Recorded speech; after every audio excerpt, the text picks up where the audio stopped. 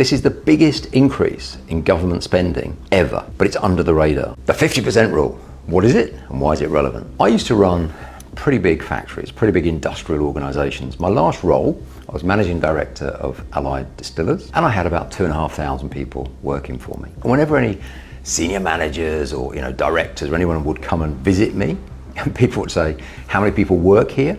Somewhat jokingly, I would say about half of them. So that's the 50% rule. If an organisation really has to, it can dump 50% of its employees and probably not have that much impact on the bottom line. Looking at the budget and the changes in the budget, what were the big ones? 1.5% extra national insurance combined with minimum wages and living wage and all that kind of stuff. If I was still managing director of Allied Distillers, I would tell my management team, I'd tell my directors, in next year's budget, I want you to cut the headcount by 1.5%. Rachel Reeves thinks that she's going to raise 25 billion. What she'll do is she'll reduce the workforce by 1.5%. Now, there's round about 30 million people work in the UK. So what she's just done, at the stroke of a chancellor's pen, is reduced the UK workforce by 450,000. Number two, what's the other big change?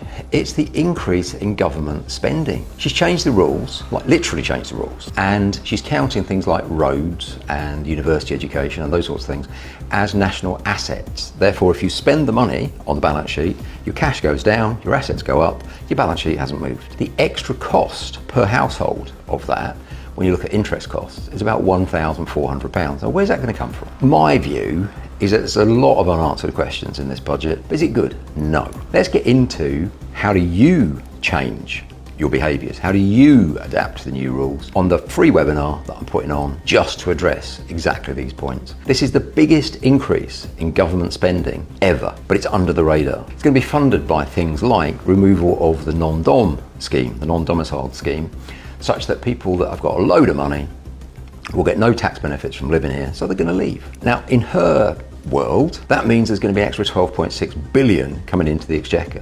In my world, that means there's a whole heap of people not eating in fancy restaurants, not shopping in fancy shops, losing a ton of VAT, value-added tax, which they were previously paying lots of. On one level, yeah, let's bash the rich, they can afford it. Well, they can afford it, but they're not going to sit there, they're going to move. If you want next level insight into this and many other issues so you can plan for your financial future, join me online. Let's have a good discussion about this.